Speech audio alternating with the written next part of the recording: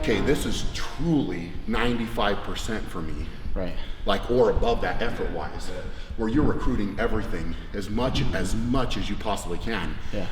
Like, that's, I think, what I've kind of learned is, like, even when after I was competing for a while, like, I was maybe pulling that big weight and, like, getting to that effort point, but I wasn't able to kind of push past that.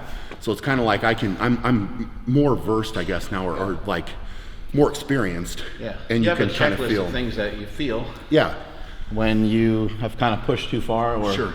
when you're getting close, and sometimes you can kind of weigh it out and say, Sure. That'd probably be best if I just moved on for today. Sure. And didn't roll the dice. 100%. Like 100%. doing 5x5, like back, when you're started, or when you just like you're kind of halfway in between, how great that was. Like, Sure. Man, that was really probably 5x5 at true 80%. No. It's not going to work. Different Now yeah. that you're 15 plus years in the game, because Sure. you actually know what your ceiling is. And Sure. 80% is that's Yeah. that's horrible. So it's like I don't know how to translate that on paper though. Really, like for some. Well, I think the truth is it's just not all that relative. Like, you start pulling 900 pounds, and you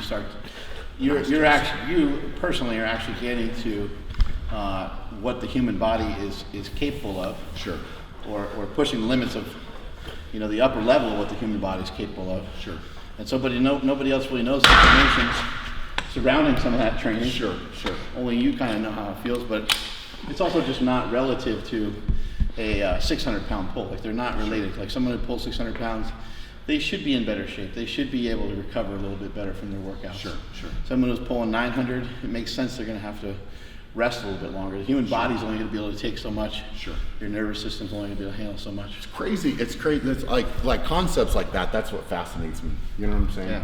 Because it's kind of like, all these, like as a coach, you put down percentages, but Right. the problem with percentages is that they don't account for real life. Right. They don't, right? So like you can have somebody come into the gym and it's supposed to be max effort, let's go today, right? Right. And they, had a fight with their wife or girlfriend and they didn't get all their food in and they didn't sleep good.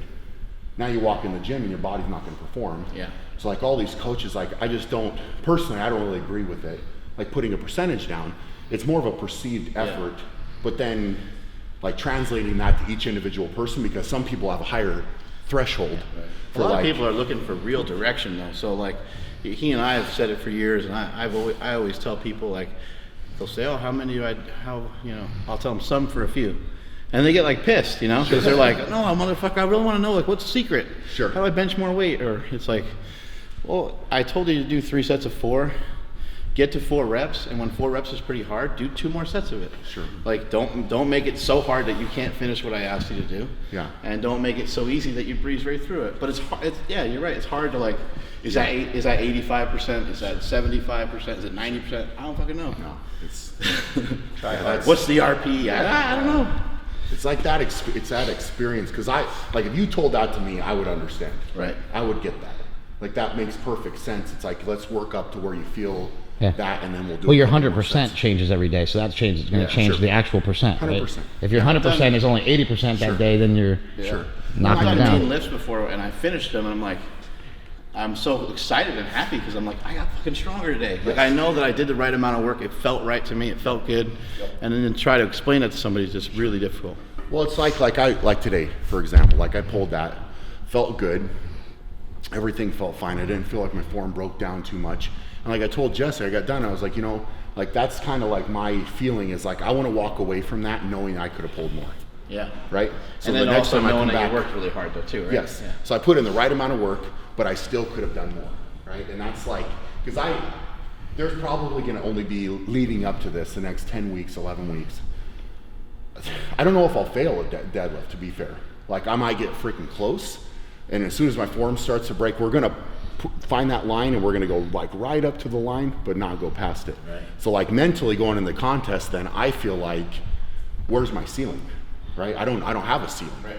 Like I'm gonna do whatever the hell I have to do in the contest, and then it's like you kick that a little bit more adrenaline, and you go in confident plus adrenaline equals really, really good things. I think that's really powerful. And like when we were doing our seminars and going around and watching people do Olympic lifts and just fail. It's just like you're building habits, whether you're making a weight or whether you're missing them. So I mean, the more you make them, you're gonna say like, well, how much have you pulled? Like, well, I pulled this, but I haven't missed anything yet. So sky's the limit. So let's go. Well, and the other big thing I think is you don't like lifters that go in the gym, because things have changed a lot, right? Like, so everybody's got a cell phone, everybody's got videos. And like, I've had guys come to even to Worlds, things like that, and they've got some really freaking cool lifts on their phone on video, right? But I've told them, I'm like, all right, dude, well, that's really cool, but you can't walk out to compete and go to the judge and be like, hey, look at this lift I got on my cell phone. Yeah. That's not gonna count. Right. Like, so you always have to save. What if it has like 5,000 likes? Will it count then? Probably a little bit more, yeah. It's closer to it. Right. It's like one white light, and you get like 5,000. Yeah, it's like 120 swaying in the comments. That's right got to be worth something. They're all positive. Yeah. So it's just, but people don't really get, like, you have to leave your best lifting, especially when you're competing, you know, for the platform, for the stage, the contest, whatever. You have to put that's where you So bring your do you best. ever miss a lift in training, or is it like really rare? Rare, very rare. Yeah. Like, when do you remember like the last time you missed a lift, or you? I haven't this training cycle yet.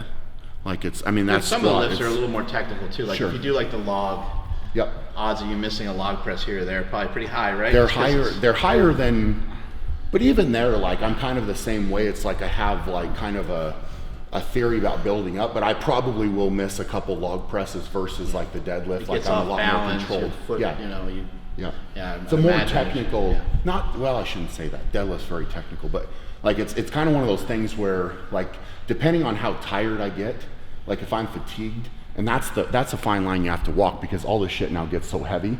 So like, I've got to come back from that and say, okay, cool, that's great. Now let's go press a 400-pound log, right? Or press a 250-pound dumbbell, and that's a whole different thing. So it's like trying to structure the training so you get better at all of it. So the likelihood of missing that stuff is higher than, you know, because dumbbell, for example, I really feel like that, like your body, if your body's tired, if you're fresh with that one, it's a lot different, because a dumbbell's not really a press. Like, you're not sitting here and, okay, I'm gonna strict press this thing, right? You're never gonna be able to press as much. So it's more of a jerk, but like, if your lower back is fatigued, your core is fatigued, your legs are tired, you're not gonna be as good with dumbbell. So it's kind of like you have to like structure it all together. And it's, So do you structure it if you know the way that the events are going to fall? Will you structure your training differently?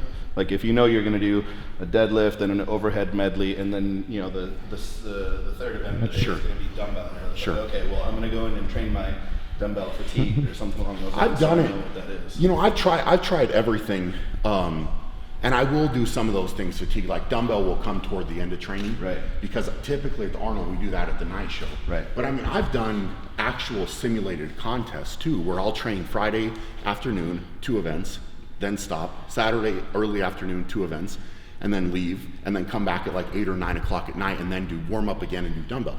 So I know what I'm going to feel like. But that's a dedication. That's a difference, man. Yeah. Like, most guys are like, okay, I'll train this one event, I'll do that too. Like, and you don't really actually feel how you're. Now I probably wouldn't do it as much because I'm more experienced, and I've been to the Arnold. I think this will be like my 8th time or something. Like, I've been there enough that I know how I'm gonna feel, Right. and mentally where I'm gonna be. But like my first couple years there, I did that every time. Like 2 to 3 weeks out, I would run a whole simulated contest. Just like I was gonna have to go through it, right? So I would come back, and it was hard, man, because you go in, it's late, it's like I've already done all these events, and now I got to warm up for this other one. Yeah, your mind's kind of shutting down. Yeah, but then when I got there and I got in the situation, I knew what it was gonna feel like.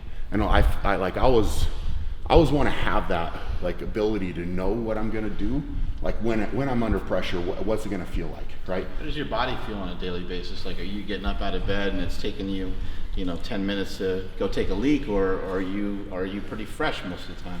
So I think I don't feel that bad, to be fair. Like, And I then, don't really hurt. What about even earlier in your training? Like, did you used to feel Yes, worse? But the So- reason is because I do so much recovery. Right. So much recovery. So like, days off aren't really days off. Like, I'm going through like different mobility stuff. I'm doing contrast baths. I'm doing stretching. I'm doing like different soft tissue work. I'm like, and this is like, it's a job, man. I mean, Right. it's like you're pushing. You're making sure your Yeah. sleep's on point. I saw a Yeah. picture of you eating salmon in fucking limousine on your Right. way. Yep. On your way to my house. Yeah, but to me it's like, okay, like And I talked to like my wife about this, and she gets tired of me hearing like me talk about it, I'm sure.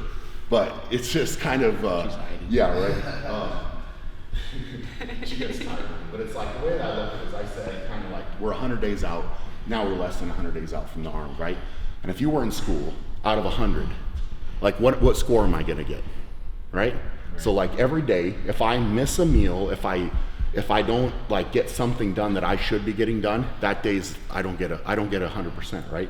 So now all of a sudden, like I'm getting a 95 because I missed a few days here and there, and like most people don't think of it that way. But like 100 days out, if I hit every day perfect, I get every meal and I drink all the fluid I should, I sleep right, I do all my recovery work or train my ass off as hard as I can that day, then I get better.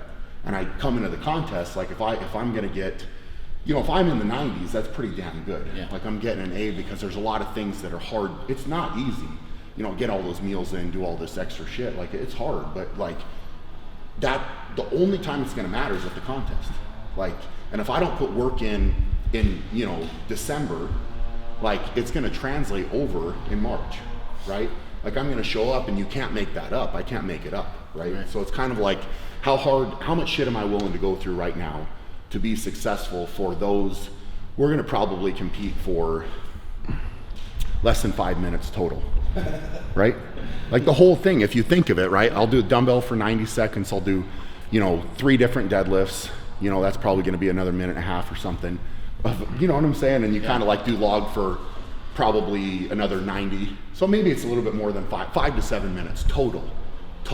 But you got months and months and months of preparation for those 5 to 7 minutes in order to win, right? But that, like at the end of the contest, nobody, let's just be honest, nobody gives a shit about second place. Right. They care about who wins. And that's a simple, like, hard truth about things. It's like sometimes people are like, yeah, making the podium's good, being top 5 is good, but did you win? Like, that's what I'm saying. It's just, that's the difference. Are you willing to do what it takes to win, or are you going to take second place? So you Because had some like years where you won, and then you had a year where the next year you didn't win, right? So how does that feel like that next year? Like if you. So I mean, I've been there. Like, so for example, like the biggest lesson I ever had was in 2010, right? So World's Strongest Man final, like 2009 I had taken 3rd. I came back ready, like to win in 2010. Qualifiers perfect, first event of the finals. And I trained the shit. We had this loading medley through water. And in order to train that, I had to load up kegs, go to a lake, like carry the kegs probably 50 yards or more down to the lake to train, and it was sand. And I would go dive in the water, go down and get the kegs and carry them out of there, like every weekend. It was the hardest damn thing I've ever done, and it sucked. Just the setup was like an hour, dude, like just to train this one event, but I was ready to go. So we go there, come out of the gate, all these guys are struggling. We had to do, it was a sandbag, but it was actually filled with rocks, right? Like it probably not the best thinking, because every time they dumped it in the water, right? So like the first guys got them kind of dry, and then the end you'd see the guys carrying these things and they're pissing out water, right? And it was terrible. But I went last heat because of course it was me and Zadrunas, like head to head, like who's gonna win this? And like he fell in the water, and I'm crushing him, dude, crushing him, coming in to win this event. And I put this bag up, and because the rocks there was so much water and it was like loose, I threw it on, and the time doesn't stop until you get your hands off the bag. So I'm like dead ass tired. Your legs are burning. I've never done anything that hard, like, because you're trying to force your leg forward in the water, and you're carrying like almost a 300-pound sack. So it's like I throw it up there, dude, and like I knew that I had done good. And then I put my hands up, and the bag just moves and falls back in the water, right? So they don't stop the time. I have to reload this thing, and my hamstrings are like on fire. So I reload it. And I literally, like I went from 1st to 3rd in that event because of that. But all it would have taken is literally like another push, and I would have been fine, right? And I was so excited that I was finishing. Well, that was the first event of the contest. Of course, you're coming back, and I competed hard. And 2010 came down to the stones. I won the stones. Zadrunas got 3rd. We actually tied on points. And this is the first time this ever happened since 1977. There's never been a tie in World's Strongest Man. So they didn't even know what to do. It wasn't in the rules, like how do you settle a tie? right? So they're standing there and everybody's looking around and they're like, well, I guess, and I'm like, well, what the hell, dude? Let's do something else. Let's do some more stones. Let's settle this. Fight. And they're like, no, we're going to do a countback at World's Strongest Men to settle World's Strongest Men. We're going to end in a time. We're going to do a countback instead of doing another event, right? And I was like, so anyways, the countback was very close. We both won 2 events. We tied for first in a third event, and then he had a second, I had a third. And that was it. That was the whole thing. So I lose based on a countback, and I'm that close to winning, like pushing a bag onto the damn platform. What's a countback? They do the same. Just your placing in the events through the contest. They go back. So he had just a second place, and I had a third place after. You didn't actually do anything else. No, that was it. No, we stopped. And like I sat there, dude, after that contest, and I was like looking at the second place trophy, and I'm like, I tied. And I didn't get to do anything to set it. Like, it really, really, really pissed me off. Like, it was like at that point you have a choice to make. You have 2 choices. So that was at Worlds. At World's Strongest So Man. you could have potentially won right now I would be at 4 and he would be at 3. So technically you've won because you tied one, but they don't. Well, right now, count it as a tie. in my mind, since 2009, it's tied. Yeah. Because I've got 3, he's got 3, and we tied. So, that's really interesting. yeah. I didn't even know that happened. Here's the thing: is that, to be fair, that could have been a very negative thing for me, or like it actually made me work harder. Gave you more drive. Yeah, because I came back and like anytime I was pissed off, I would just throw that stupid tape in and watch that event, watch him win, and I would just be like, okay, this is done, dude. Like, it's just like I'm coming ready, and it was like one of those things where it made me so much better, because instead of it being a negative, it was a positive. Like, I spun it, right? So, but it's that second place, it's like that close. So every half a point is like imperative.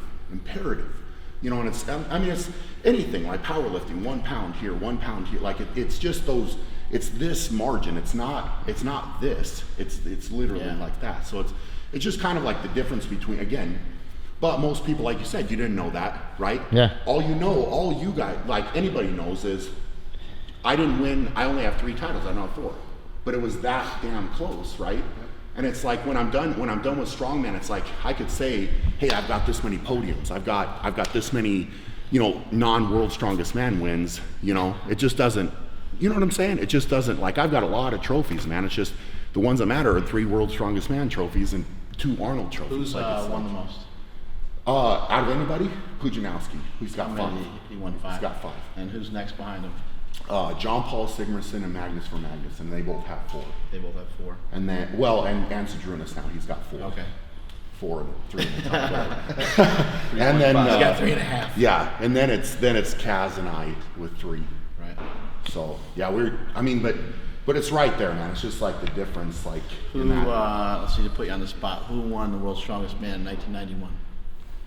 91 was God, dude, that's a tough year.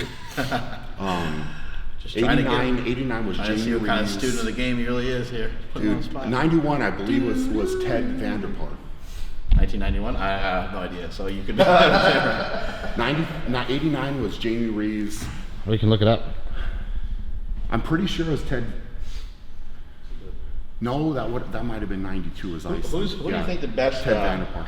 We'll look that up Damn in a it, second. dude, Who do you think the best strongman guy is? That 91. Any other year? That maybe other people don't know about. Like who's a guy that you heard some crazy stories about, or that you ran into and you're like, holy shit, that's a tough son of a bitch. But for whatever reason, maybe he didn't win, or like maybe he never really came to the forefront, or just never got real popular, or kind of run into maybe he's only gifted at a couple movements rather than all of them. So which guy is like the most like intense? Like, No, is there? Well, that too. That would be cool to know. Yeah, like who's the most intense? Who's the most fired up? Yeah. I mean, there's been a lot of guys. Like, it's just kind of like I've been. There's certain guys that are very impressive. Obviously, Kaz is like a legend, icon, whatever you want to call it. He gets fired up. So watching him back in the day and being able to talk to him is cool. There's I feel like Magnus for Magnuson, for me was probably like he was a student of the game, right? Like I kind of in a way, Magnus, if you watch him, like certain things that he did, there was a reason and a method to everything. So like he's very tough as a judge too, because he knows all the little cheats or little things that you could possibly do to like make it easier. So he's very hard as a judge. But if you actually talk to him, he figured out the best way to do things. And like that for me, like I've really tried to do that same type of thing. Like, so every guy I try to learn something from. But I mean, really, man, it's like all these different guys, like Yoko was intense as shit. Like he was a freak, man. Like his traps and like upper back like development was ridiculous, you know, and he was so like undersized for you know, I mean, when he won and honestly, like to be fair, he probably should have won in 98 too. He won in 97 and 99. 98 was Morocco. All the guys got sick. Like 5 guys finished the contest. And to be fair, I think he was the strongest one. They didn't have a squat or deadlift in the final that year in 98. So, yeah, he probably should have won 3. Yeah. Magnus Samuelsson got it that year, but there wasn't enough guys to like make up points because so many guys got sick in 98. But Yoko was a good guy to meet. Like he was fun to meet. Like, what do you think of strongman today versus like those old ones that you see from like the 70s, where it's like they're pulling in dudes from the NFL and pulling in dudes from like WWF, like Ken Patera in there and Lou Ferrigno, and you got like Don Reinhardt, who's like I guess more of a power lifter in a way, and he won a couple times. Yeah. But what do you think about the difference between the way it used to be and sort of the way it is now? I mean, it's evolved a lot. It's evolved a lot. You know, guys, I think until probably guys like Magnus a little bit, Magnus for Magnuson, and Yoko. Yoko was like one of the first guys that started actually doing the events and like building equipment and stuff. Right. And that's like, you're talking late 90s. So like it started to become like more of an actual sport rather than like a spectacle, I guess you could say, right? Yoko was kind of like bringing that up, and then you had like, you know, like guys after that, like were training the events, you know, into the early 2000s and after that. So it's only evolved from there, but typically you would have strongman starting, like they would come in as like a power lifter or a different athlete or something, right? You know, whereas now like you see guys that like myself, whatever, that come in and have an athletic background that have translated it over like to being strong, but coming in as a strongman. So like I trained, you know, squatting and you know, pressing and deadlifting to build up the base strength levels. I didn't actually do, you know, a powerlifting meet at all, but like you have to have that kind of base to come in, that top end strength, like to be able to compete, you know. So but the events are different, like it's always evolving, but you have to have a high enough base strength level to carry over to the events. You know, it's like not having a good squat and good bench. Maybe those aren't actual requirements all the time for World's Strongest Man, but it's a good idea to make sure that you're efficient at them. 100%. That you know how to do them and that you're strong. Yeah, you have to. It's all around being strong, like extreme functional strength, really. I mean, that's all it is. It's not, you know, and everybody doesn't start at like a super high level, right? Like that's not how it works. And it's, you know, you kind of have to jump in. You kind of have to like have that ability. You have to be willing to fail, right? That's the thing. It's like, and that's like younger guys that I'm seeing now, like they're coming in and they don't want to put themselves out there to fail. But why? Like why? Like I'll tell you what, man, like I've been in you know, a lot of situations with strongman, a lot of them, where it was literally like do or die moment, right? And you have literally tens of thousands of dollars on the line, and you have 20 seconds or less to finish this event and make it happen, right?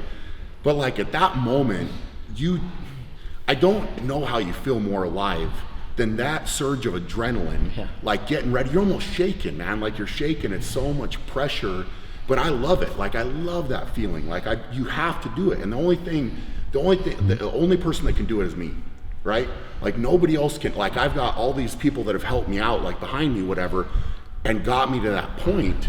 But then at that very moment, I have to perform. Like all that treatment, all that help, all the training partners, you know, my wife being supportive, all that stuff behind me, my family, everything. Like at that very moment, the only thing that has to happen is I have to go get it done, right? And it's like you can live the rest of your life as a champion, or you can fail, right? Like it's very, you know, and it's coming through in pressure situations, and there's not. And on both sides. Sure. Yep. Win some, lose some. I've lost contests by 1 rep in events. I mean, I've like you know, like I said, World's Strongest Man 2010. I lost just because a bag didn't stay on a platform, right? And it's like so there's it's very easy, but the thing is, like, when you go back in history, that's happened to a lot of different guys, you know, I mean, there's some, you know, very good competitors, very good, that were literally that close to winning, but they didn't win, right? Like, it's like but they don't get remembered, like, you know. Do you think there's something, you know, inside of you that, like, where other people might not have it, that like kicks in, like maybe like you and Zadrunas and some other guys like that are champions, like where you don't fail, you end up coming out, you know, because some guys will constantly choke. Sure. And then other guys like will always like, how does this guy always come through? It's, you know, there's a whole that's a good question. There's a whole mental side to it, right? Like, so I do a lot of visualization, like, and I've got a lot better at that, you know, like, so when I'm preparing for something, I see myself succeeding, right? So like, I already know how it's gonna feel, and like, I can feel myself succeeding. So like, that's all that's going through my head is like, okay, I'm gonna go do this, and it's gonna happen, and then what's it gonna feel like to win? Like, you have these positive things going through your head, like, but I never ever like go to an event and say, holy shit, what if I can't lift that? Right. You know, like, I'm not gonna, that's a, like, and a lot of guys can't get past that. They think, wow, well, what if I fail? What if I fail? But I don't ever, like, you don't think about failing. Like, it's about succeeding, what you're gonna have to do to succeed. But it's something, this is an interesting thing, man, and we could talk all day about this, because you're talking about from, like, I remember coaching kids, right? Like, even first and second graders. When I was involved in basketball, I'd go back and like be a volunteer coach. And I had kids on that team that were that young and they would tell me, and this, I hate this, I absolutely hate this, but they would tell me I couldn't tell the kids the score. You need it, everything's a tie, which that's the stupidest thing in the world. But I would keep score, and there were kids that came over and would ask me, what's the score? Are we winning? Are we losing? And they had to know. And then you had the kids that were off playing in the corner that couldn't care less what the score was, if they were winning or losing. But where does that drive come from, right? With a first grader, like, they can't lose. And I had the kids that needed to win. They had to win. They had to score. They had to, like, and that was the way I was. Like, I had an older brother that would beat up on me, and I couldn't lose to him. I would hate it. So I would stay out and like practice until it was like way late at night just so I could beat him. But it was like, I couldn't lose. I hated it. I absolutely despised losing at anything. And that's like, But the losing was good for you. yeah, well, it made it, nothing got me more fired up, right? Like, it's just that, and it wasn't necessarily like being a poor sport necessarily. Like, you learn a lot about somebody from how they lose, and how they internalize it, how they move forward from losing, right?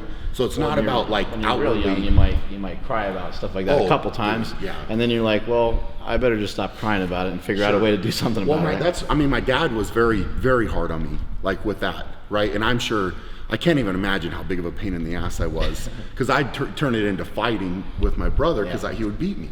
Well, he's 2 years older, he should beat me, you know? But it was like, to me, it's like I had to get better, I couldn't lose. And like, you see that anyway, the example with the kids is like, where does that come from inside, right? Like, where does that fire, that competitive fire come from with a kid that's that young versus another kid?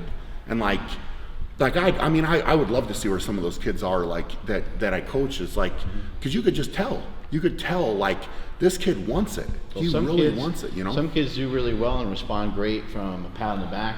Sure. And some kids unfortunately, end up responding really well and have a lot of fire in their stomach because their parents turn their back on them, or there's some bullshit going on at home. Chip on their shoulder. Sure. Yeah, they got a chip on their shoulder, and so they have a lot of aggression, and they want to prove that they're worth something. You know? Yeah, there's a lot of psychology. If you baby a kid too much, then they might be a baby all the time. Sure. Yeah, it's just that fire, that like internal fire to be better. Did your dad like put you to work and stuff, like manual labor type stuff, or? I had to, when I was a kid, I had to work. My uncle had a farm, and when I think I was 11 or 12 years old, So I had your to. story is just like everybody's picturing. Right? Yeah. Farm kid. hay. Yeah. Big farm kid. Yeah, I had to learn how to drive a big stiff tube. You got them both on your shoulder. Yeah, dude. there's a lot of stories about that shit, but it's like I had to learn how to work on a farm and like stacking hay. If my kids someday, like if I could have them do it, I would have them do it. Because it's like you never have to work harder than that. Right. Like, and you're out there and it doesn't matter. But, you know, to me, I don't remember how much I was getting paid so much per bale. But it was like, man, I thought I was rich, but I was like working my ass off to get there. You're hot, you're tired, whatever. And it's like just that work ethic, I guess, from a young age. Like, and, you know, I had to earn it, man. Like, I was like, you know, and a lot of times, like if I wanted something, I had to work for it, you know, and it's like that kind of mentality is important, I think, with kids. Like you can't necessarily hand them everything, but you want to spoil them. It's kind of like that fine line of, you know, it's making them work harder, but it's changed a lot. Things have changed a lot since I was growing up even, and you know, it's just like I was always outside playing, doing something, riding my bike or being, you know, getting into trouble somehow, whatever. But it's like, it's just kind of like that mentality, like you have to work hard. And it was, you know, like I said, it was just kind of like I was a pain in the ass kid, you know, I really was. Like, I'm sure my dad was just like, drove him nuts.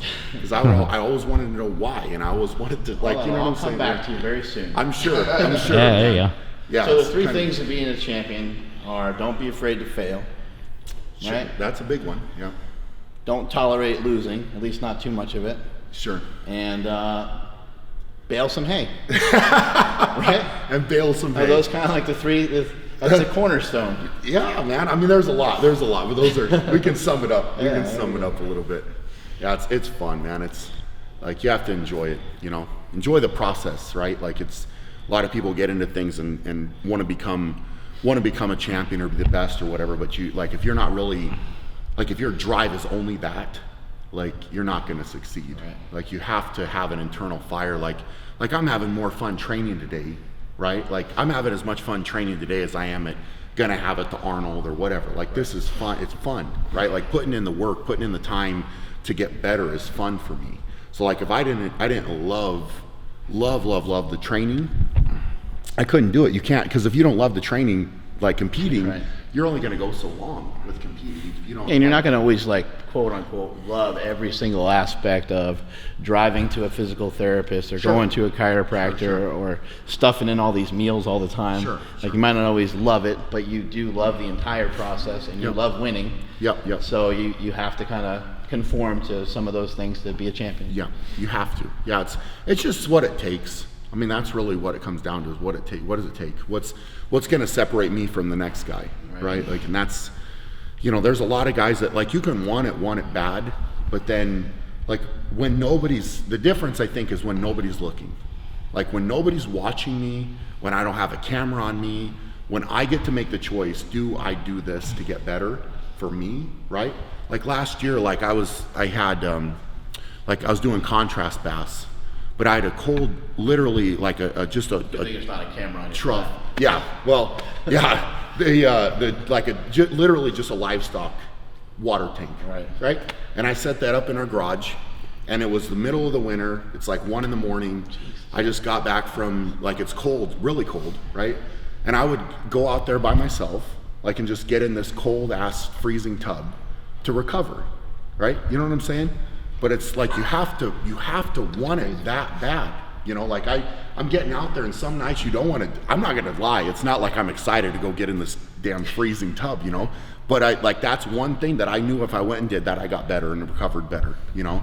And that's just, it's a difference. It's like the difference, not very many people are gonna be willing to do that, like, to go to that level. Yeah. Like, everybody talks about how bad they want it, but, like, you put their back against the wall, and you say, this is what it's going to take. Do you actually really want to do that? Yeah, when day nobody's in and day out. when nobody's looking? It doesn't, like, that's a difference. If nobody's looking, what do you do when nobody's looking? It's like that integrity of, like, you know, it's real easy when you got a crowd. It's real easy when, you know, it's a cool thing to do and, like, look at this. But, like, when do you really want to go eat that extra meal? You know what I'm saying? Do you really want to go do this mobility work when it's not going to be fun? Like, it's not going to, you know, like, nobody's going to see it. So the only person that's going to know is me. Did I do it or did I not do it? You know, like, that's a difference. Is you have to be willing to pay that price when nobody's looking.